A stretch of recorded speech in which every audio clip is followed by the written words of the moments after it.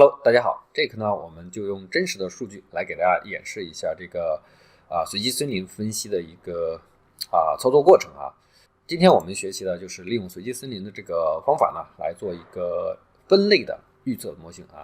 分类什么意思呢？就是我们可以构建一个预测模型就像前面我们提到的那篇慢性肾病的文献，它就构建了一个预测模型，对吧？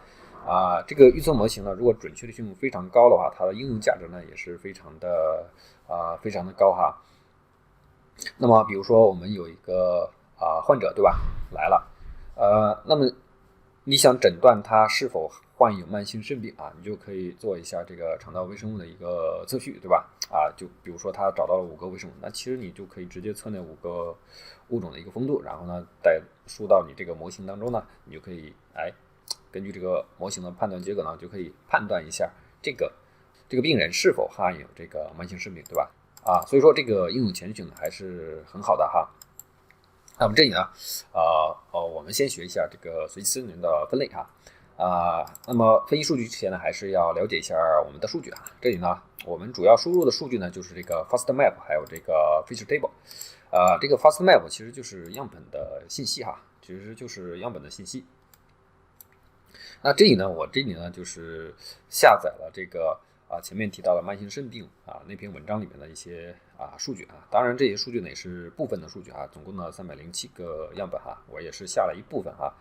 但是呢比那个Team2实际操作的那个数据呢会多一些那个里面可能几十个这里呢有300多个也就是说做随机森林分析你的样本的数量一定要尽量的多那么每组里面的样本数量呢，至少要大于30个那至于大多少呢？我们后续呢还会给大家再讲一下这个30是什么意思那么这里呢，这个作者呢就是事先呢已经把这个数据呢分成了3组那这里呢，首先我们看一下这个 FastMap， 它就知道那么它分组呢，我们可以把这个数据呢贴到我们的 Excel 里面这样的话避免这个行呢就是错开了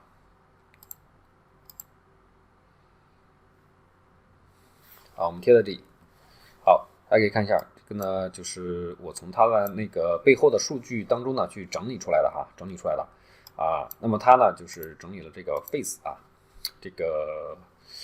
组名，然后呢有 discovery， 那么 discovery 的样本呢就划分到这个模型的这个训练数据集validation 就是模型的一个验证其实就是测试数据集对吧？测试一下这个模型的准确性，对吧？当然它还划分了一组数据，就是independent 就是到这个杭州去继续采样，对吧？当然它采的就是慢性肾病患者的这个时候呢，你就可以去预测一下这个慢性肾病患者如果它这个模型全部把它给预测成了慢性肾病患者，说明这个模型非常好。如果其中呢有些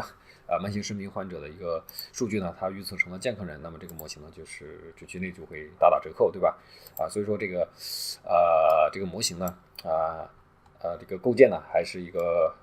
比较严谨的一个过程就是3批数据，对吧？如果想发好文章的话，一定要这样去做好，那这里呢，它是有个 type 这个信息呢非常的关键就是这个 CKD 就表示这个 CKD 患者，那么 HC 呢就是就是健康人患者的样本，对吧？当然了，还有一些其他的信息这些和样本相关的其他的一些信息其实都可以贴在后面这些呢都是一些临床的一些指标然后它的性别年龄等等都可以贴在后面，那么方便我们后续的这个数据进行对样本的进行分组，然后呢进行一个差异比较进行一个对比分析对不对？所以说大家在整理数据的时候也可以这样去整理也可以去这样整理。好 ，OK。OK 之后呢，我们还有一个数据就是这个 feature table。那么这个 feature table 其实就是 OTO table OTO table 我这里呢用到的是ASV feature table。那么这慢性肾病这个文章呢，其实用的是 OTO 它用的是那个聚类的方法，我们这个用的是那个降噪去噪的方法，对吧？其实呢这个分析方法不一样，但是结果结果一致就可以，对不对？那我这里呢用的是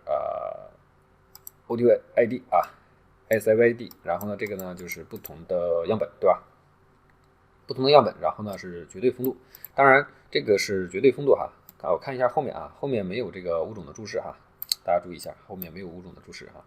就是一个单纯的物种丰度表格，然后我这里呢用是 OTO 水平，对吧？当然大家也可以去用那个属水平，或者是属水平种水平，或者是科水平对吧？都可以去用一下那么那篇文章呢，是用的是 OTO 水平，对吧？但是呢，作者是否尝试过用其他的水平去做一下那么其他水平效果是否好呢？你也不知道。那可能我觉得作者应该是都去测试过最后发现这个 A 和 3 这个OTO 水平的效果最好，所以说他用了这个OTO 水平的一个 feature table 所以说我建议大家呢，就是如果你觉得 OTO 水平构建出来的模型效果不是很好，这个时候你可以去换一下其他的水平属水平的一个 OTO table， 对不对？至于这些table 怎么去生成我这里呢也给了一些实例代码，对不对？当然了，这个是 CHAM1那个镜像里面的一些命令大家可以去令一下，比如说你的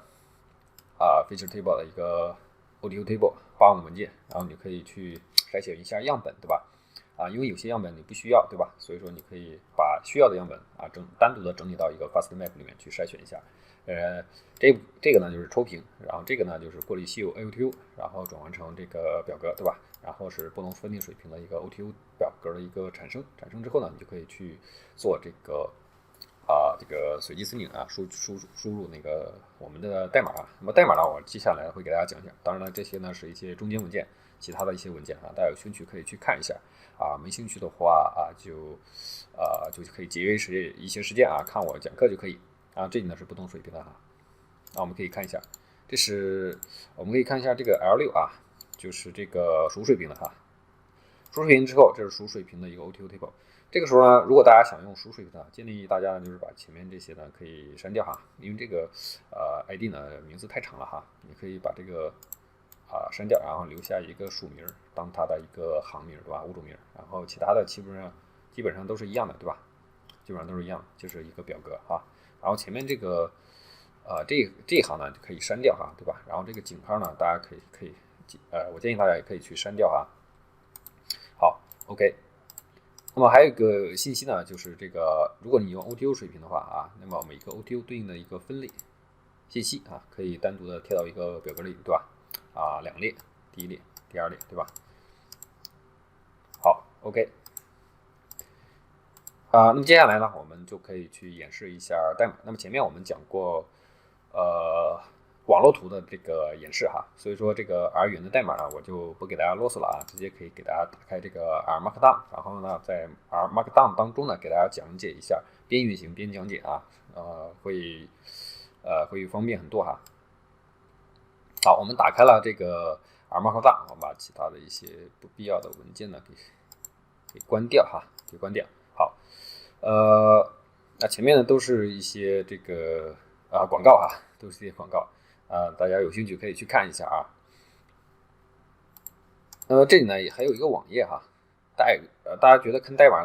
就是 RStudio 这个看背后的代码太复杂的话，大家可以看一下这个网页其实呢是一样的我们看一下这个随机森林分析的一个注意事项注意事项就是我们分组也就是组内的一个样本数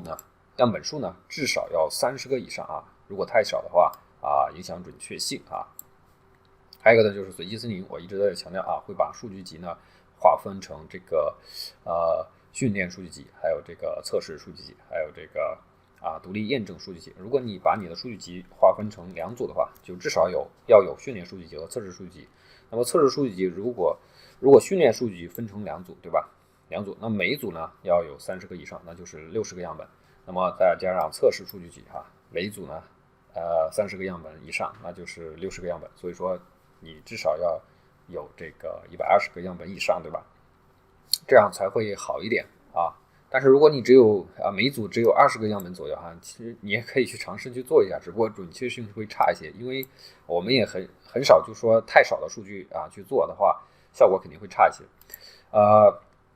还有一个呢，就是将自己的数据呢进行分组，对吧？分成2组，那我怎么去分呢？一般情况下就是随机去分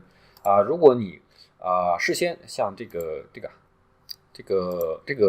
慢性肾病这个作者啊，你可以自己去随机的去分啊，也是可以，你自己去手动去分也可以啊。当然了，我们也可以给一些代码，然后呢去随机的去挑，对吧？比如说，我们可以将我们的数据呢按7:3或者是8:2的比例进行划分啊，将训练数据集占总体的70%啊，然后剩下的30%的数据呢作为这个测试数据集啊，用来衡量模型的一个效果。当然了，这个70%、30%，对吧？啊，大家呢就是灵活的去处理这个比例哈。好 ，OK。那我们到了这里哈，到了这里呢，我们就是开始代码的一个运行。首先，第一个代码的一个运行呢，就是这个包的加载。我们这里主要用到的包呢，就是这个 Random Forest 的这个 R 语言的这个包啊，做随机司令分析呢，非常好用的一个方法啊。当然也可以用 Python 里面，其实也是可以做这个随机司令分析的啊。这个呢，ggplot2 还有这个是画图用的哈，画图用的。其他一些数据整理和画图用的哈，那我这里呢就略过了哈，直接载进来直接载进来。载进来之后呢，我们就需要将我们的数据呢读到这个R 环境当中啊，我们读进来将这个首先第一个我们读的就是这个 data 目录里面这个 feature table 啊，大家可以看一下，就是这个 data 目录啊。我们这个 R Markdown 打开之后，这个地方其实就是它的工作目录，然后呢，对吧 ？data 里面有一个 feature table， 刚才给大家讲过，然后呢再读一下这个分组信息，就是 FastMap 读进来如果大家有那个分类信息的话，也可以读一下这个分类信息哈我这里呢就是给注释掉了我没有去做这个分类信息大家有兴趣可以去美化一下图的话，可以添加一下这个分类信息哈。然后这里呢，我们做了一下这个交叉筛选，就是我们防止我们的 FastMap 里面的样本和这个OTO table 读到了这个 OTO table 这个里面的这个样本有一些出入就是有的有的没有，对吧？两个文件中就是样本不是一致的，对不对？我们可以去筛选一下，使它们保持一致，也就是取一个交集取一个交集。取完交集之后，还有这个地方要处理一下就是将我们的这个 OTO table 呢进行一个转置进行一个转置。我们可以看一下我们转置之前的这个 OTO table 就是这样的行呢是物种列呢是样本，对吧？那么转置之后，我们看一下变成了这个行呢是样本这个物种呢是列，对吧？这个呢是 R 的那个随机司令分析那个 R 包Random Forest 要求的所以说大家一定要去转换一下，也就是变成这个行呢是样本列呢是物种那么这里呢还有一个重要的东西需要去做一下，就是将我们的分组信息呢转换成因子也就是将我们的 FastMap type 对不对？注意一下这个 type 对不对？这个 type 就是标明了我们的这个样本哪些呢是 CKD 患者，哪些呢是这个健康人的样本，对吧？这个呢非常的重要。那么这个分类信息一般就是在 R 语言里面一定要做成这个因子，对吧？做成因子。这里呢大家需要改的话，就是这个地方，就是自己的自己分析自己的数据呢一定要改这个地方一个呢就是这个地方，就是我这里呢名字呢叫 type， 那你的这个地方呢叫什么呢？对吧？你自己取的这个组名叫什么，对不对？那你自己这个地方一定要对应起来，对吧？我这里呢叫 type 就写 type， 你的叫别的那你就写别的。还有这个里面 type 里面下面分成了哪一组和哪一组这里要注意一点，就是我们的 HC 是对照，对吧？ CKD 是患者。这个时候呢一般这个对照的这个组名呢就是要写在前面就是处理组的一个组名要写在后面好 OK， 那么转换成因子之后呢，我们就得到了这个 FastMap 我们这里呢就给它这个运行一下转换一下。转换之后，我们这个 FastMap.type 是一个因子然后呢添加到这个 OTO table 后面。添加完之后呢，我们再来看一下这个数据这个数据就是 OTO table 转换之后。就是在后面添加了一列信息注意我们的行呢是样本，对吧？那个每一个样本属于哪一个类，对吧？我们这里呢，看不到。哦，这里呢有很多的列啊，没有显示完成，我们点一下这个啊，点到最后，对吧？有时候呢，这个列数太多了，所以说大家就是要点一下这个有100多列，对吧？所以说一屏显示不下来，大家看一下最后最后呢，我们就添加了这个信息，对吧？就是每个样本对应的一个分类，对吧？分类信息。那这里呢，这个数据呢，我们就准备好了。准备好之后呢，我们就可以去构建这个随机森林的这个模型，对吧？好，那么到这里呢，我们的这个数据呢就准备好了数据呢就前期的一些处理呢就处理好了。好 ，OK 之后呢，我们要对我们的数据呢进行划分一部分呢作为测试数据集一部分呢作为训练数据用于模型的构建那这里呢，如果大家没有提前呢没有对数据呢进行一个分组划分的话，那可以用这些代码这里呢我注释掉了就是可以随机的将一部分数据呢划分成这个训练数据集，另一部分呢划分成这个测试数据集。大家可以看一下，这个呢就是 tree， 就是训练数据集用于模型的构建，然后 test 数据集呢用于这个模型的这个测试，对吧？我这里呢就是划分成了两个，这里呢0.7呢就是70%的数据划分成这个训练数据集那么减号呢就是排除一下剩下的数据呢作为这个测试数据集也就是将我们的数据呢整个呢随机的划分成了2部分如果大家提前有这个划分数据集的一个分组比如说这个作者做了 face 这个这个分组呢，其实就是他提前已经预先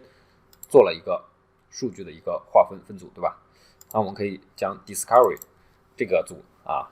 做成这个训练数据集，然后 validation 对吧？挑一下作为这个测试数据集，对吧？挑完这个 subset fast map 之后呢，我们就通过行名去取一下，分别去取一下，得到这个训练数据集，还有这个测试数据集好 ，OK， 我们运行一下。好，我们的数据呢准备好了，就是准备了2组，一组呢是 train set 训练数据集，一组是 test set 测试数据集好，我们的数据准备好之后呢，我们就要去构建随机森林的模型。那么随机森林这个模型呢，构建呢其实挺简单的这里呢关键我要说的就是这个种子数这个种子数呢，就是大家呢就是自己呢去随机的去设一个整数就可以一个整数就可以。那为什么要设这个种子数呢？因为这个随机森林它就是随机的所以说你每次运行这个代码它都是随机的，那么产生的数还有这个决策数呢都是随机的所以说如果每次运行之后呢，其实这个模型呢会有一些稍许的变化如果你想使得每一次运行这个模型呢它的一个保持一致所以说你就要设置这个种子数其实有时候这个种子数呢也是挺魔幻的就是你在测试的时候，如果这个准确性降低了，你可以换个随机数再换一个随机数，再换一个随机数多测试几个随机数没准你的准确性呢也会提高好 ，OK， 这是一个小小的经验。那这里呢，我们来看一下这个模型怎么建首先这个是 random forest 就是随机森林构建的那个函数然后呢，这个关键就是这个 type， 这个 type 一定要和你的 fastmap 里面这个分组这个名字一定要对上。好，然后呢，这里呢波浪线点就可以波浪线点就可以。然后呢，这个呢就是 train set 就是训练数据集，对吧？放在这里，然后决策数的一个数量然后这个呢都选成 true 就可以好 ，OK 这个时候呢，我们写好这个注意要修改的地方就是这个随机数，还有这个 type 还有这个训练数据集其他地方基本上不用改好，我们运行一下，我们的模型呢就可以直接构建好好 ，OK， 构建好之后呢，我们可以 plot 一下这个 RF tree 也就是这个呢其实是一个模型一个模型那我们可以 plot 一下这个模型 ，plot 一下这个模型呢，直接得到的这个是什么呢？就是一个决策树的一个数量和这个错误率的一个关系随着决策树的一个增加呢，这个错误率呢就明显的快速的下降。当决策树达到这个我感觉达到这个500左右这个错误率呢就基本上平缓了。所以说这个决策树的一个数量呢，大家可以去设到500或者600，其实就可以了那么我们这个模型的一个构建呢，其实就是一个粗放的一个模型的构建。其实我们需要对我们的模型呢进行一个参数的一个优化。那首先要优化的一个参数呢，就是我们不能用这个所有的物种这个模型默认的是用所有的物种呢进行一个模型的构建。那么我们在实际应用的过程当中呢，其实并不是说需要用所有的物种去构建这个模型因为在临床应用当中呢，你物种数太多，那你去做指标检测的时候，你要检验更多的物种所以说这个一个时间成本，一个金钱的成本，对吧？都会大大的提高。那么大家可以回忆一下前面那个 CKD 那篇文章，对吧？慢性肾病那篇文章，它其实就选了5个 OTO， 对吧？这样的话数量又少，效率呢就大大提高，对吧？那么从经验来看呢，一般我们选择这个变量的不管你的这个错误率怎么样就是建议大家就是30个以内30个以内如果你超过30个的话，你做这个文章的一个结果的一个展示的话，都会出现一些问题好，后面我们会提到就是建议大家就是30个以内。好 ，OK。这个时候呢，我们就可以将我们物种的一个重要性呢给展示一下看一下哪些物种呢在这个模型当中呢比较重要这是模型重要性的一个展示。重要性呢简单的话就可以画一下这个3点图可以看一下不同的物种，对吧？然后呢它对应的一个指标，那个指标呢有2个指标其实这2个指标呢就是说都可以用意思呢差不多那么这个2个指标的大小越大呢，就表明这个物种它的对于这个慢性肾病患者的一个分类呢就会越重要相关性呢就会越高，对吧？当然了，这个重要性呢也可以用这个ggplot给美化一下美化一下其实就是画一个这个柱状图画一个柱状图就是这个样子其实和前面这个点图呢差不多，对吧？只不过把点图呢画成了柱状图那么我可以去提一下就是我们前面这个PPT 里面的哪个图呢其实就是我们 PPT 里面这个图，对吧？那么它的颜色呢，你可以用不同的门进行一个颜色的填充也就是相同的门呢，你可以填充一个颜色。那我这里呢就是偷懒了没有去填充颜色。大家有兴趣，如果知道这个也就是会这个 ggplot 的话，其实很容易就去读一下那个taxonomy 那个文件，然后把门的这个信息呢读进来，然后就填充上相应的颜色就可以得到这个图，对吧？好 ，OK。那么这里呢，我们优化了一个参数，就是这个模型的这个物种的一个数量大家建议呢，大家就是30个以内。30个以内，那到底多少个合适呢？对吧？多少个合适呢？我们一般的文章中都会去做一下这个交叉验证，对吧？然后随着物种数量的一个添加的一个增加呢，它的一个模型的准确性呢，或者是不是准确性就是预测的一个错误率呢，就会显著的降低，对吧？这个时候我们可以通过这个错误率然后呢进行一个物种数量的一个可视化的一个选择。这个时候呢，我们就要用到这个交叉验证。那么交叉验证是什么呢？那么交叉验证呢，就是将数据呢就是将我们的数据呢分成10份轮流将其中的9份作为训练数据，1份作为测试数据进行试验。每次实验呢都会得出相应的正确率，对吧？就将我们的数据随机的打成10份，然后呢9份作为训练，然后1份呢作为这个测试数据看错误率，对吧？看错误率然后呢再重复10次就是10-fold cross validation， 就是10乘交叉验证，对吧？10乘交叉验证那么具体的一些交叉验证呢，大家可以去看一下这些那我这里呢就是可以将可以做一下这个交叉验证。那么我这里呢就是做10fold 啊，10乘交叉验证，但是呢我重复了5次哈，重复了5次。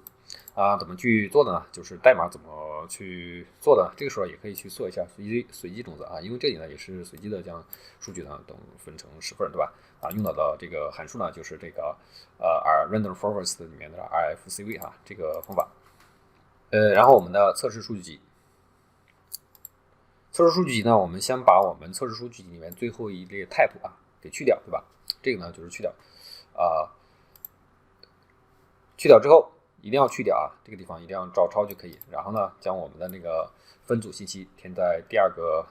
参数当中，然后我们的fold 值是10乘，然后我们重复的次数是5，对吧？就是10乘5次的一个交叉验证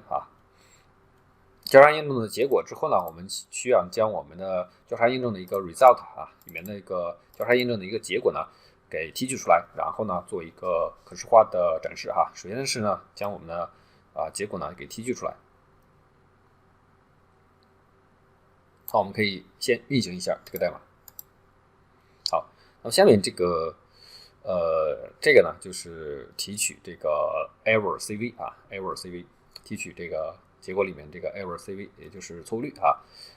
这个呢就是一个 MAT plot 就是一个绘图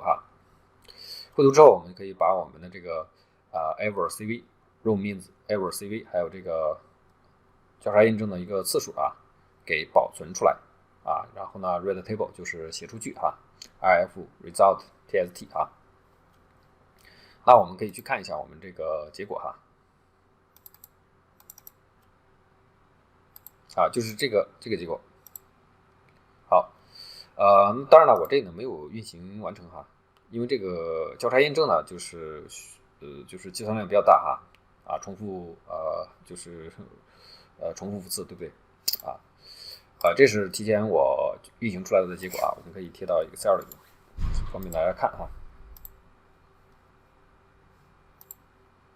好，我们贴到这里。那么这个呢就是这个物种的一个数量那么这个呢是倒序的物种的一个数量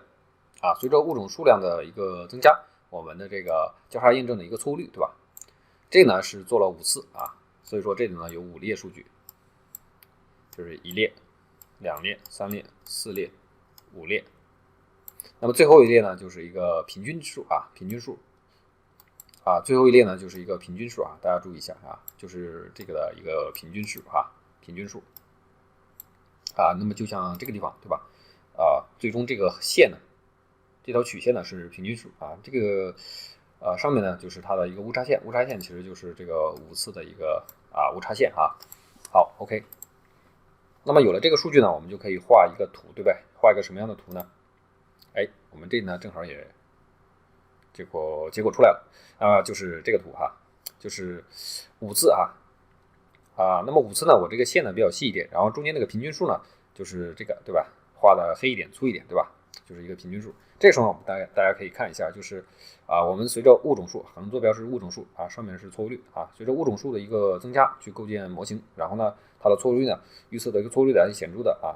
下降当到20个物种的时候呢，基本上就持平了，对吧？下降的不是很明显其实我们也可以选择20个物种，但是呢，作者呢选择了5个可能考虑到这个临床的应用呢物种数量越小的话，它的这个应用的价值呢就会越高，对吧？所以说大家在选择这个物种数量的时候也是要综合的去考虑一下，对吧？不能说一味的追求这个错误率的多少，对吧？也可以根据实际情况去选择合适的一个数量好 OK。那这个的时候呢，我们就可以自己呢就选择物种的数量呢，就是心里有数了，对不对？好，那么还有一个就是我们要调整的一个参数了就是这个 M-tree也就是每棵树用到的变量个数每棵树用到的一个变量个数。那这个参数呢，大家就是选秀可以去调整，也可以就不去调整就是默认就可以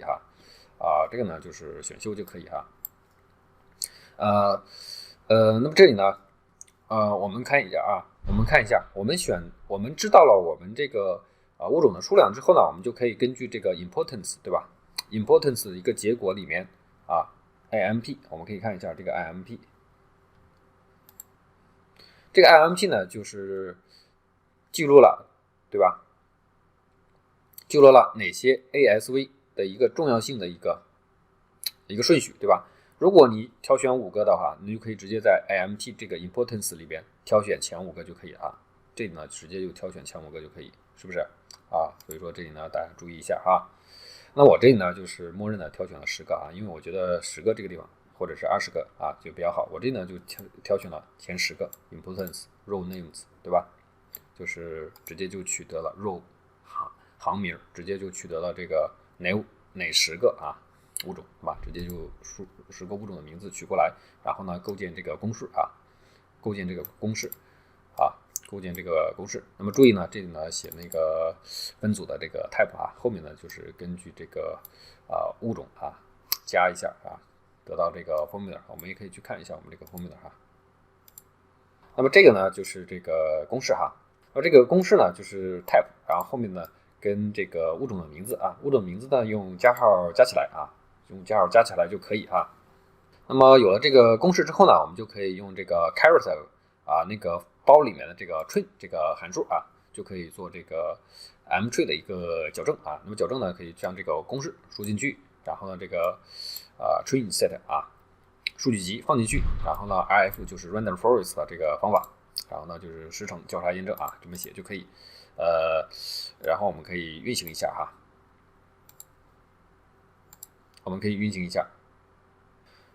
运行完之后呢，这里呢给了一个 mtree 啊等于10啊，大家就可以去用一下这个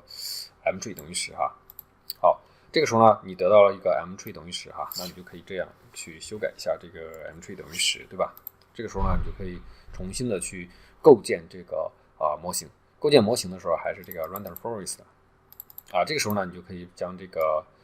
公式啊，也就是 type 等type， 然后波浪线那个 ASV 就是这个公式哈，就是指定用这10个 ASV 去构建这个公式，然后呢 train dataset， 然后 mtree 啊，前面我们看到1000个，其实到了500到600那个错误率呢，就是已经是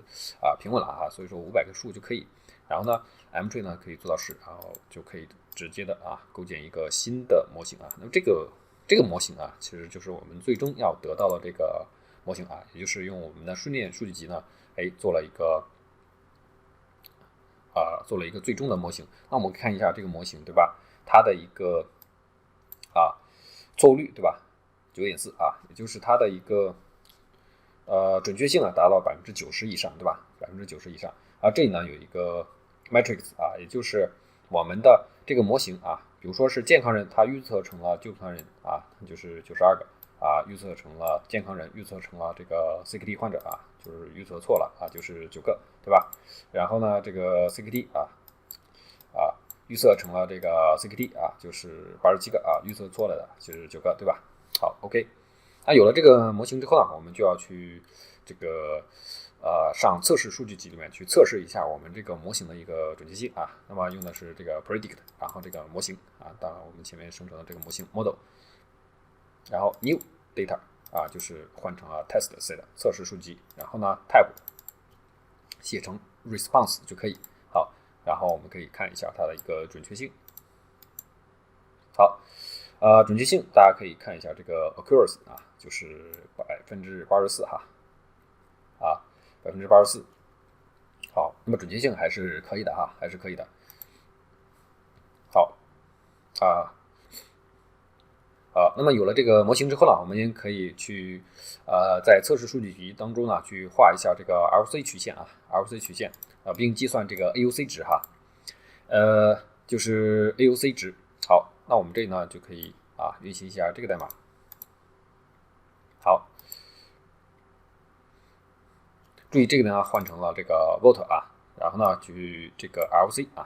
去绘图。好，绘图之后呢就得到了这个图这个图呢横坐标呢就是 false positive 也就是假阳性率假阳性率。然后这个呢是 true positive 也就是真阳性率那么这个值呢越高越好，对不对这个值呢越小越好所以说这个图应该是一个正方形就是0到1的一个正方形我不知道这个函数为什么就画成这个长方形应该是一个正方形才对啊。那么这个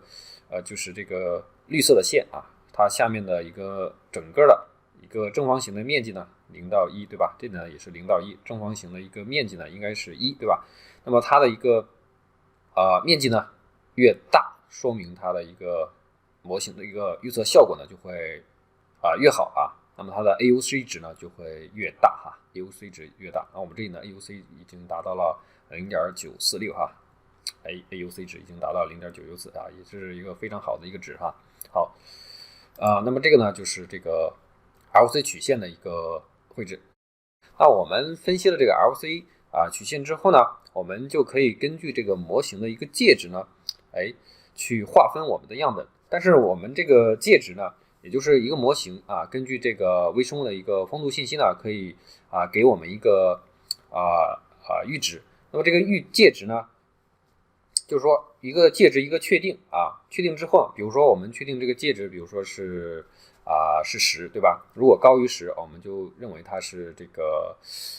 CKD 患者低于10呢，我们就认为它是健康人。但是这个10呢，也不是说我们这个模型呢，如果是100%，对吧？那这个介质呢非常准确。但是我们对这个模型呢，一般情况下都不是理想状态，对吧？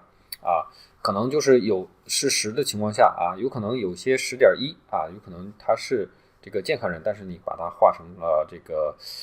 CKD 患者，所以说这个呢有时候就会出现这个false positive， 还有这个 true positive 然后当然我们肯定是希望这个 true positive 越高越好false positive 假阳性率呢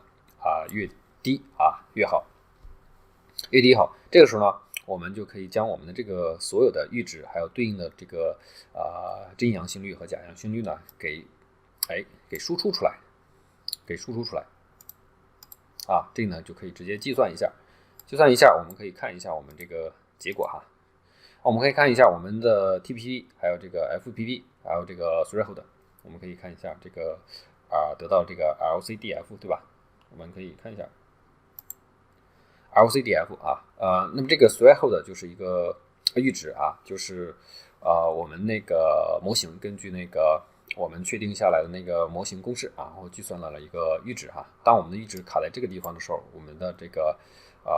真阳性率就是60%，对吧？然后随着我们的这个阈值的这个增加，对吧？